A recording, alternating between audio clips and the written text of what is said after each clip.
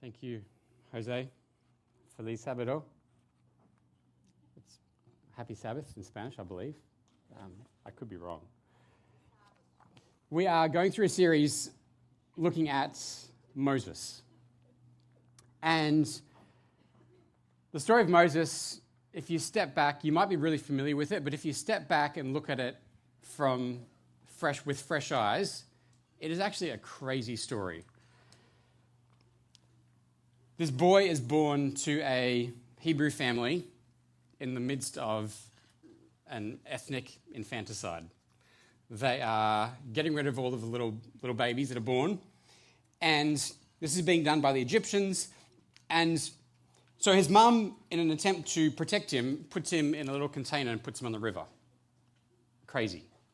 And then Pharaoh's daughter comes and finds this container, opens it up, finds a baby, goes, I like that baby. I want to keep it. And so the baby ends up going back to his own mum. Mum looks after it, raises him. Eventually, this baby, who Pharaoh's daughter calls Moses, goes to live with Pharaoh's family. And there he has the education that every son of Pharaoh would have. He gets trained, from what we understand, in all things, politics, arts. He probably trained to be a priest. He learns all these things that the education system at the time had, which was pretty impressive. But at this time, he also realizes that God has something that he wants to do for these people, for his fellow Israelites. While he is growing up kind of more as an Egyptian, his people, the Israelites, are slaves, and he knows that God has this promise that he's going to take them out of slavery and save them from that. So at the age of 40, he says, look, it's time for me to identify with these Hebrews. It's time for me to do what God's called me to do. And he sees an Egyptian beating up a Hebrew, and so he goes and beats up on the Egyptian. And he's like, yeah, I'm here to save my people. A little bit later on, he sees two Hebrews fighting. He's going, guys, what are you doing? And they're like, what are you going to tell us? What right do you have to tell us what to do? He thinks, hey, I'm going to go and do this thing that God's called me to do. He goes and does it. He jumps ahead of God's timing. And Lani looked a little bit this last week. And basically, it all goes pear-shaped for Moses. He ends up on Egypt's Most Wanted, and he runs into the desert. Pretty crazy story. He gets to the desert, and there's these 7 ladies looking after their sheep, and they're at this well, and these other shepherds come and try and push them away, and Moses goes, hey, no, you guys go away, let these women look after their sheep. And so he protects them, and they go back to their dad and say, hey, this guy came and protected us, and we got to water our sheep. And he's like, oh, where is he? Bring him over. And he does. And in return for looking after their daughters, this guy gives one of his daughters to Moses in marriage. Instead of a fruit basket, he gave him a wife. And this is the story of Moses. It's not your average Joe story. It is crazy. There is so much stuff happening in his life. And so we're going to dig into this, and it actually gets more crazy from here on in. If you have your Bible or a blue Bible, open up to Exodus chapter 3. Exodus is the second book in the Bible, page 49 if you've got a blue one. Otherwise, use your device, the Bible you've brought, whatever you have. And we're going to journey through this story. So what I just covered was the first 2 chapters of this book. We're up to chapter 3. There's so much that has happened. We're going to kick off at the end of chapter 2, verse 23. I put some of these up on the slides. Some of them you'll just be following through with your Bibles. So keep them open and follow along. Chapter 2, verse 23. During that long period being the time that Moses is in the desert, the king of Egypt died. The Israelites groaned in their slavery and cried out, and their cry for help because of their slavery went up to God. God heard their groaning, and he remembered his covenant with Abraham, with Isaac, and with Jacob. So God looked on the Israelites and was concerned about them. Instead of the word concerned, I've got the original Hebrew word there, which is yada. Yada is something that Lani looked at last week. You can catch it on YouTube if you weren't here. But it means to know. And it's not just oh yeah, I know about. It's like a really close, personal, real, I know the real you. God knew, God saw, he was concerned. And so he says, it's time to do something about this. So, God meets Moses. Exodus chapter 3, verse 1 to 3. Now Moses was tending the flocks of Jethro, his father-in-law, the priest of Midian. And he led the flock to the far side of the wilderness and came to Horeb, the mountain of God. There the angel of the Lord appeared to him in flames of fire from within a bush. Now a bush, fairly common thing, even in this part of the desert, they'd be there. A burning bush, a little bit less common. Moses saw that though the bush was on fire, it did not burn up. Very uncommon. So Moses thought, I'll go over and see this strange sight, why the bush does not burn up. And so he goes over, and as he gets to it, if you know the story, you know what happens next. He gets there, and when the Lord saw that he had gone over to look, God called to him from within the bush. And he said, Moses, Moses. Moses said, here I am. Now, this bush is burning. Moses goes there, and the way that God talks to Moses, like when you hear your name mentioned twice, what do you think? I'm in trouble? Yeah, most of us would probably respond that way. In this culture, if your name was used twice, it was actually a way of endearment, a way of showing that, hey, this person matters to me, this person is important, this person is special. So think through, if you know your Bible, can you know of any other stories where someone's name is used twice by God? Samuel. Yeah. Samuel. It's not Samuel. Samuel. Some other ones. Remember when Jesus is with Mary and Martha? Martha's out getting food ready. Mary's sitting at his feet. And Jesus says, Martha, Martha. Or Saul, is walking along a road. He's blinded by this light. And this voice says to him, Saul. We kind of use that to either you're in trouble or someone's trying to get your attention. When God uses that, it's a way of saying, hey, you matter to me. You're important. And Moses would have known this. This is the culture he grew up in. The other one that stands out is when Jesus is on the cross. He says 7 things while he's on the cross, and one of them is, my God, why have you forsaken me? So when Moses hears his name mentioned twice, he would have immediately understood and known that he was being addressed by someone who loved him, someone who knew him, someone who was concerned about him. And the voice says, do not come any closer. Take off your sandals, for the place where you are standing is holy ground.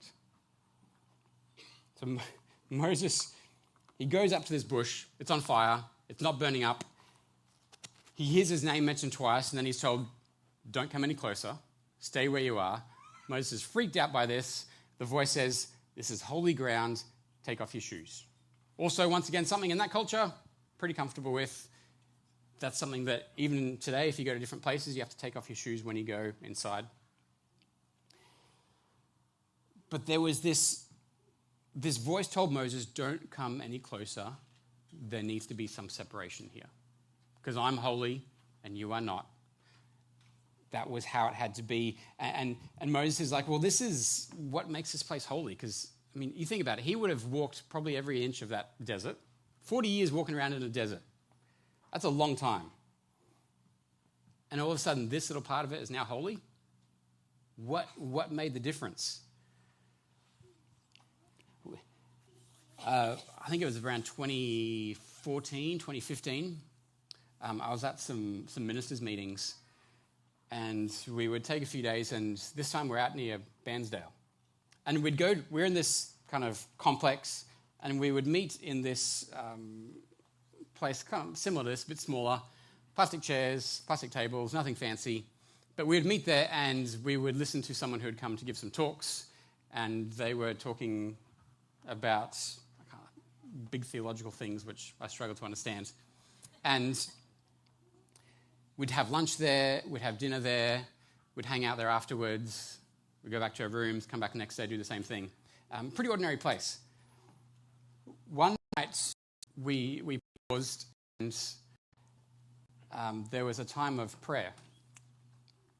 And it started off just like every time of prayer. A few people prayed, and then a few more people prayed, and then a few more people prayed.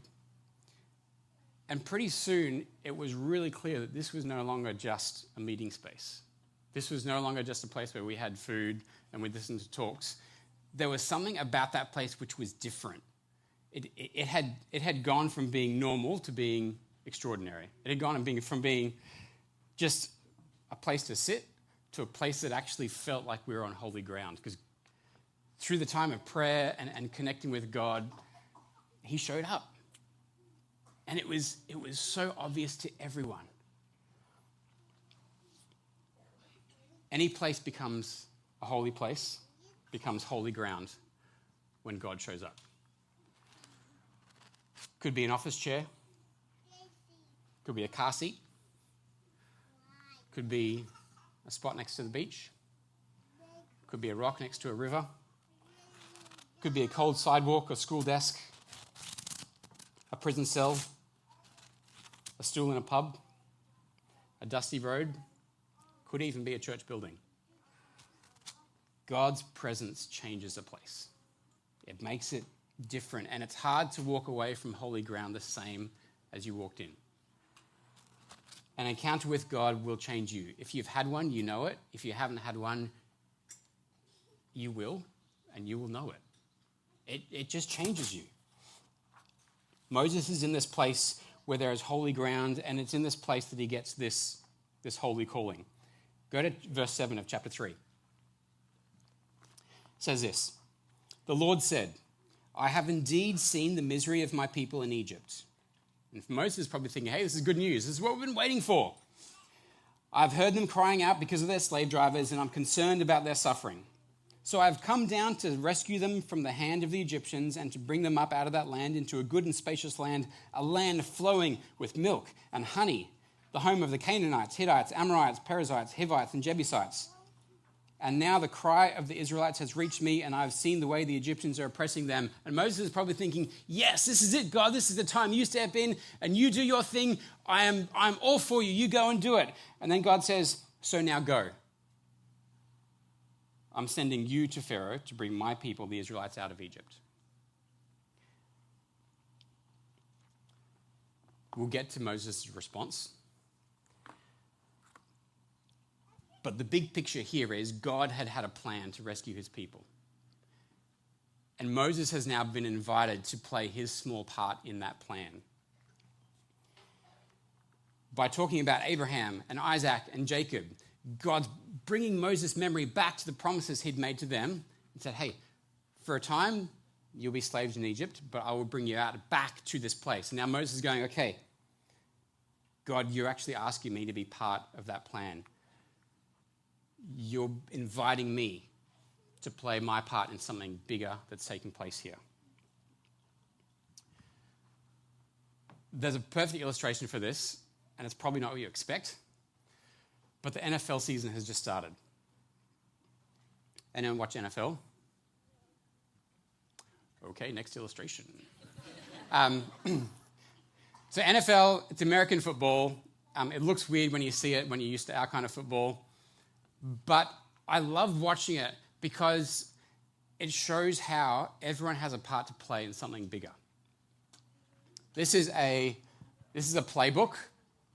NFL is highly orchestrated. Everyone has something that they do, so they huddle up. So we don't really do this in NRL or AFL, but in NFL, they will huddle up before a play, and they will determine what play they're going to run. And they have all these plays memorized. Everyone knows what they are. Yes, they can ad-lib if they need to, but generally, The quarterback has an earpiece. The coach, offensive coordinator, has an earpiece. He says, hey, let's run this play. And he tells the quarterback tells the team. Everyone knows what their role is in that play. So if you look at this here's the quarterback. The center gives him the ball. The quarterback's going to move over here. And the tailback's going to pick up the ball and run this way. Meanwhile, this guy here, the tight end, he's going to go here and block this guy because that's going to make these guys think, hey, well, maybe they're coming around our way. The guard is going to go up here and block that back. And see this guy here? He's going to go this way, and this one's going to go this way, and this one's going to go up there to block these three people so that this guy can run through that hole. Meanwhile, this guy here is going to run like a rabbit up here, so they're thinking he's going to pass over there. Now, if this person doesn't do his job, this guy can run through and get. If this tight end doesn't run over here, then this guy's going to have no channel to run through. Everyone has their exact thing to do, and if they all do it, it can work pretty well. But if one of them says, oh, I'm going to do something different, it's generally not going to work because the whole play is based around everyone doing their part and playing their role so that the bigger goal can be accomplished. Moses is called to play his part. And as we find out, it actually becomes something pretty big. But he is being called to participate in something that actually ends up changing history. About 1,000 years later, 1,300 years later, Jesus is standing on a hilltop with his closest followers. And he invites them into a holy calling as well. He says, I want you to go. I want you to go out and tell people about me. I want you to go and make disciples and share me with people and teach them to obey what I've told you. And I want you to do this for all people in the whole world. Now, they didn't realize, I don't think, the full extent of what they were called to do. But what they were called to do, you and I are also called to do as well. We're called to go and make disciples. If you've been around church for a while, you know that, you hear that. That's a big thing we talk about here at Burwood a lot. Our goal is to be people who make disciples. That's our calling. Moses had his, we have ours. And it might just be that the way Moses responded to his calling might resonate with you when you think about your calling as a disciple maker. So, Moses gets his call. He says, yeah, I'm in. God, let's do it. No, he doesn't. That's not even remotely close to what he does. His first question he asks God, his reasons for not doing this, he says, I'm a nobody. Suppose I go to the Israelites and say to them, the God of your fathers has sent me to you. And they ask me, what's his name? What do I tell him? Oh, sorry, we'll come back to that. Let's go to the first one. Who am I that I should go to Pharaoh and bring the Israelites out of Egypt? He's like, I used to be a somebody, but now I'm not.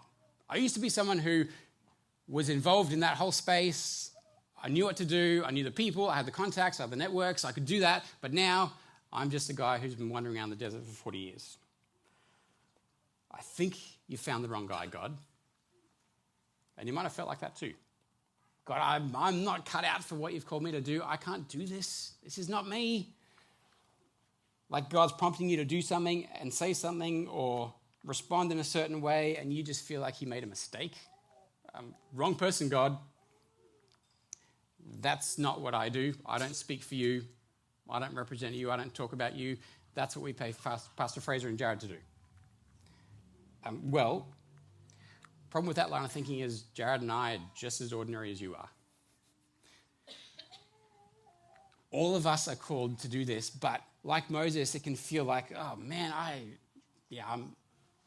I'm a no one, God. I can't do this. This isn't for me. But what God says to Moses, I'll be with you. No matter what you do, no matter what you experience, I'm going to be with you. You are the one that I've called. You are the one who I'm going to be with. That's my promise. But Moses is not convinced. Moses goes, okay, so back to where we were originally. Suppose I go to them and say, the God of your fathers has sent me to you, and they ask, what's his name? What do I tell them? Like, who sent me? Now, it seems like an odd thing to ask, doesn't it? What is the name here? From our perspective, kind of a silly question. Why does it even matter? Allow me to quote from a rather famous playwright. O Romeo, Romeo, wherefore art thou Romeo? Deny thy father and refuse thy name, or if thou wilt not, be but sworn my love, and I'll no longer be a Capulet. Romeo says, shall I hear more, or shall I speak at this? Juliet continues, 'tis but thy name that is my enemy. Thou art thyself, though not a Montague. What's a Montague? It is nor hand, nor foot, nor arm, nor face, nor any other part belonging to a man. Oh, be some other name. What's in a name? That which we call a rose by any other name would smell as sweet. So Romeo would, were he not called Romeo, retain that dear perfection which he owes without that title. Romeo, doff thy name, and for that name which is no part of thee, take all of myself. See what she's saying? She's saying, hey, name doesn't matter. It's not important. He'd still be the same person without the last name. And while you can understand where Shakespeare is getting and going with this, I want to argue that names actually really do matter, that names are important. Especially at this time. See, the Egyptians had heaps of gods, and they all had names. And so if Moses goes and says, oh, my God told me to come, they're like, which God? Which God are you talking about, Moses? And so God reveals his name and what his name means and what is in his name. In Exodus so far, if you skim through, just look through your Bible and look back, the name of God is used a fair few times already. But the name that has been used has always been Elohim, which is kind of the generic name for God.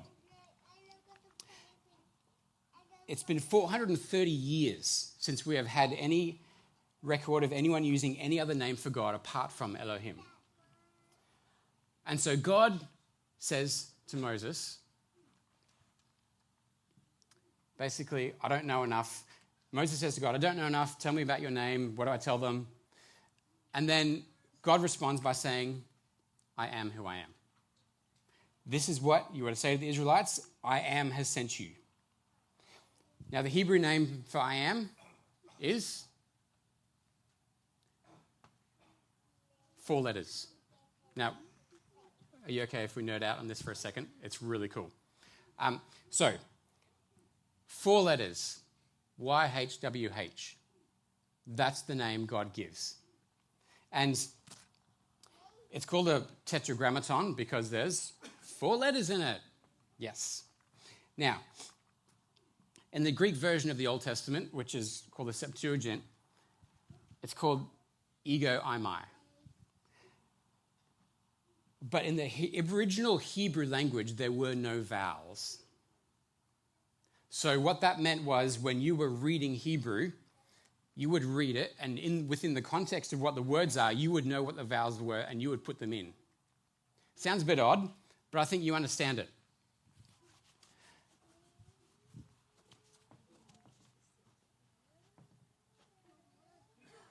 Okay. So I've taken some letters out. I've rearranged them. I've moved them around. It's not in a normal English sentence, but a lot of you are touching your elbows. And those that aren't, you can figure it out. That's how the Hebrew worked. There were no vowels. And so this name, which they used, was considered so holy, so perfect, that it couldn't be spoken. So instead, people would use the Hebrew word for Lord, which is Adonai. And so instead of saying YHWH, they would say Adonai.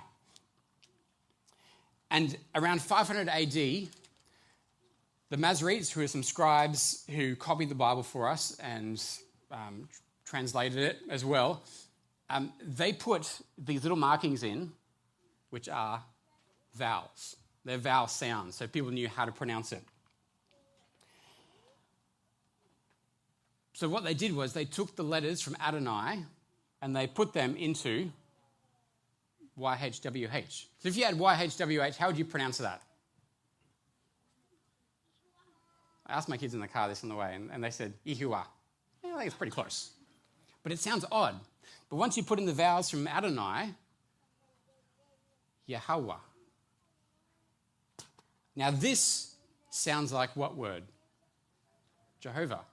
Because in the 1500s, when the Latin guys who were copying during the Renaissance Reformation time, when they were translating the Bible, they took that and transliterated it into what it would sound like in Latin. And because they're, no Y's or W's, they replaced them with a J and a V.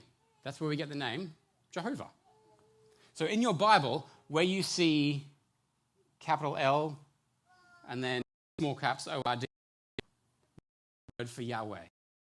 When you see just normal L-O-R-D, that's the word for Adonai in Hebrew.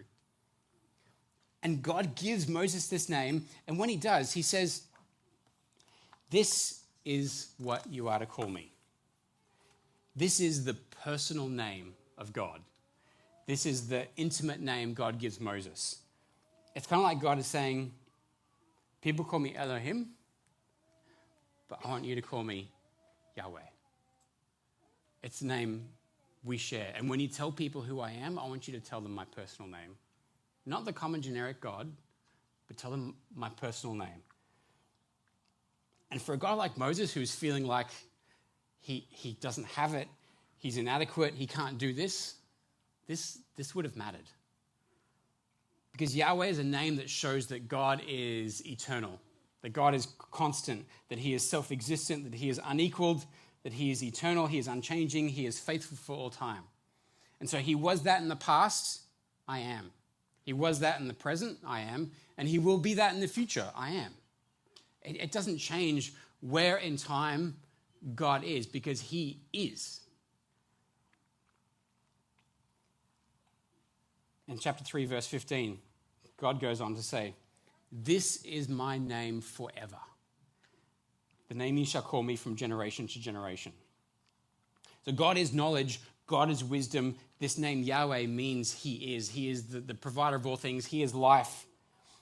And so when it comes to your calling, when it comes to what God has asked you to do, can I suggest you don't need to know more? You don't need more information. You don't need more knowledge. You don't need more training. That might help, but that's not what you need. What you need is more of him. You need more of Yahweh. This is God's personal name. But Moses is still not convinced. And if you and I were there watching this interaction go on, I don't know about you, but I'd be feeling a little bit awkward right about now. Like Moses, you're talking to God, he's explained himself, and you just keep coming up with all these excuses. Chapter 4, verse 1, Moses is still not convinced, and he says, what if they don't believe me or listen to me and say, the Lord, Yahweh, did not appear to you? God, in his patience, he responds. Didn't have to, but he says, what's that in your hand? And you know the story? God tells him to throw it down. He does. His staff becomes a snake. Moses is freaked out and runs away. God says, it's okay, go back, pick it up by the tail, and it becomes a staff again. And he says, put your hand in your cloak. And he does, and it turns into leprosy, a death sentence. Moses is probably really freaking out then. God says, put it back in, and he does. And he pulls it back out, and it's a healthy 80-year-old hand, I'm guessing. He does these things, and God does this miraculous stuff with what Moses has. He did nothing to turn that staff into a snake. There's nothing he could have done to do it. He couldn't have given his arm, his hand leprosy, but the rest of his body not.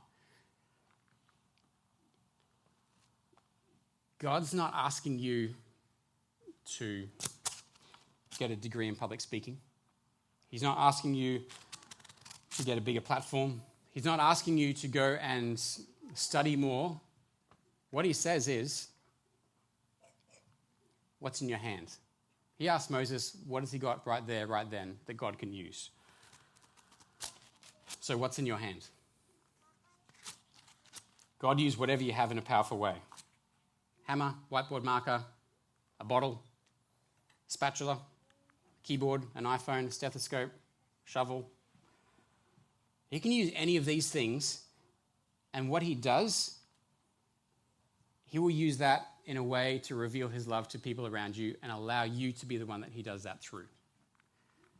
And the cool thing I love about this is God says, hey, do this, and then they'll believe you.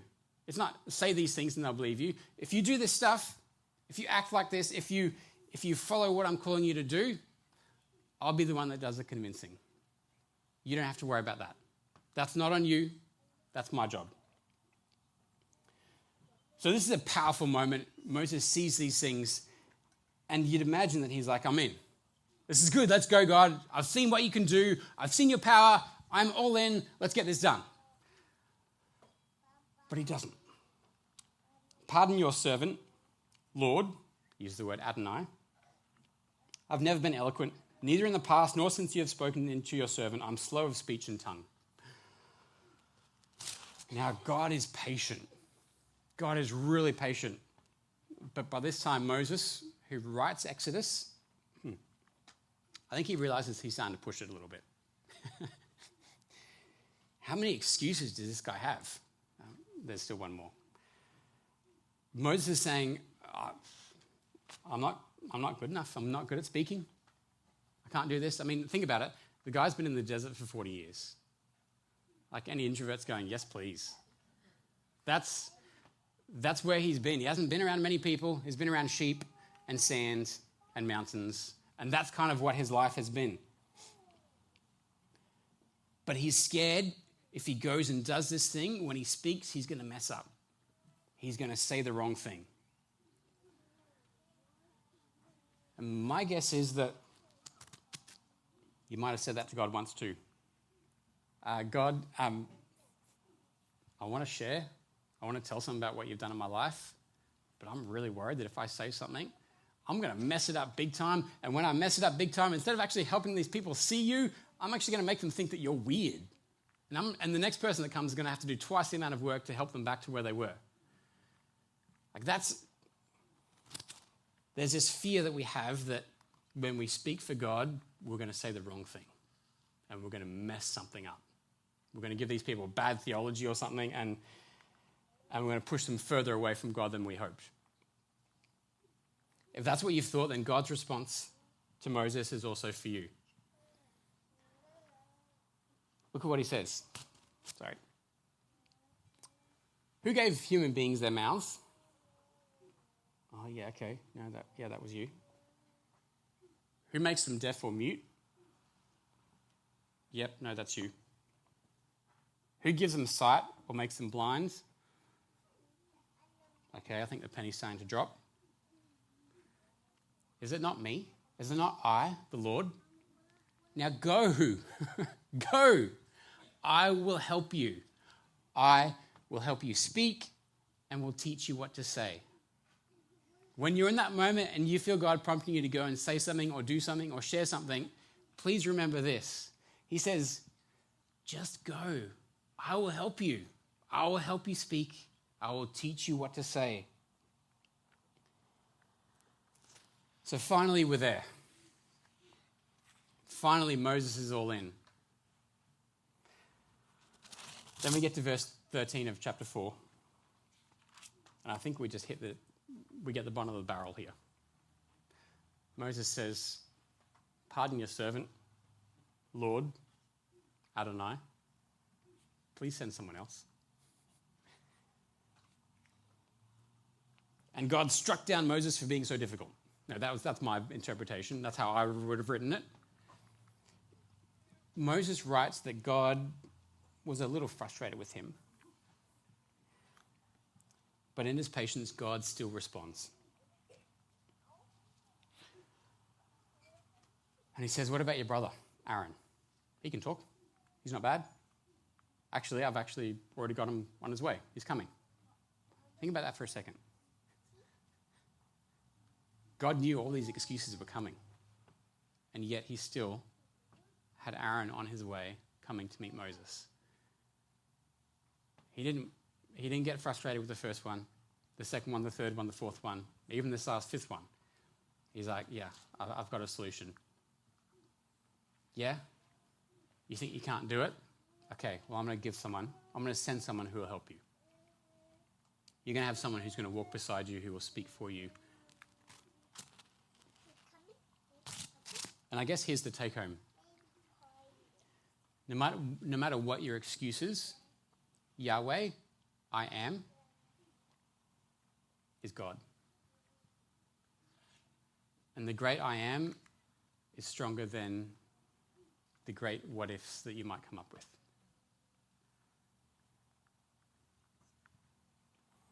No matter what you think may or may not happen,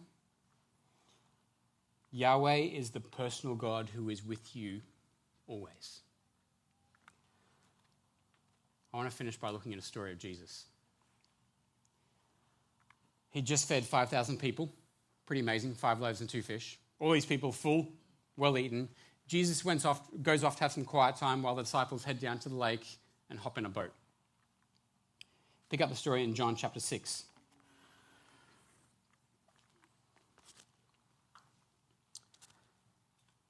When evening came, his disciples went down to the lake, where they got into a boat and set off across the lake for Capernaum. By now it was dark, and Jesus had not yet joined them. A strong wind was blowing, and the waters grew rough. When they had rowed about 3 or 4 miles, 5 or 6 kilometers, they saw Jesus approaching the boat, walking on the water, and they were afraid, just like Moses was when he met God in this burning bush. Jesus appears to these disciples, and they are freaking out. And Jesus says to them, "It's I. Don't be afraid." Remember what the Greek version of Yahweh was? I may. Ego, I may. I, ego, I may, am. The same word that God used to introduce himself to Moses, Jesus used to tell the disciples that he's there and they don't have to be afraid. And they would have understood. I'm sure they would have understood what this meant. Same words, same meaning. The eternal, unchanging, ever-present, all-powerful, the beginning and the end, the God of all things was there with them. The I am was there. When Moses heard these words, he had to stay back. He couldn't go any further. It was holy ground. But it's different this time. Christian speaker and writer Ian Simpkins puts it this way. In the Hebrew scriptures, almost every time God reveals himself, it was followed by instructions to step back. Keep your distance, take off your sandals. But Jesus, God in the flesh, tells his disciples to cast their fear aside. And then he gets in the boat with them. Jesus is both infinite and intimate. He comes with power and proximity. He exudes authority and affection. Going back to that hilltop moment, Jesus said, "All authority has been given to me." All authority in heaven and on earth. And that gives the disciples courage to follow that calling. That gives you and I the courage to follow that same calling. As we go, as we share, as we talk to people about Jesus, we do so with the authority of the I am. Not just the authority, but also the knowledge that he is with us, walking with us. Not away, not telling us to stand back, but he hops in the boat with us. I hope you can step into this next week knowing that the I am is with you. Knowing that in the middle of your storm, like the disciples, in the middle of your struggles, in the middle of your calling this week, in the mundane, everyday aspects of your calling, that you'll know that he is with you. And the cool thing I love about the Gospel Commission is the way Jesus wraps it up. He says, "And I'll be with you always until the very end of time. Until this is no longer needed. I'm going to be there with you." As the team come up and lead us through our closing song, I want to encourage you to read through Exodus 3 and 4 Jump to 5 and 6 too if you're game. And look for the times where Lord is in lowercase. Look at the times where Lord is in small caps. And have a look at what this means for Moses in his relationship with God and how he understands who God is. It's a fascinating experience, a fascinating journey to go on because his relationship with God shifts. It changes over time. The more he gets to know him, the more the way he interacts with God starts to change and the name he uses starts to change as well. And I pray that's our experience too. As you get to know God, as you walk with him, spend time with him, that you'll realize that he's the God he's always there. He doesn't stop. He doesn't leave. He's right with you and he is, I am. I invite you up. We're going to sing Holy Forever.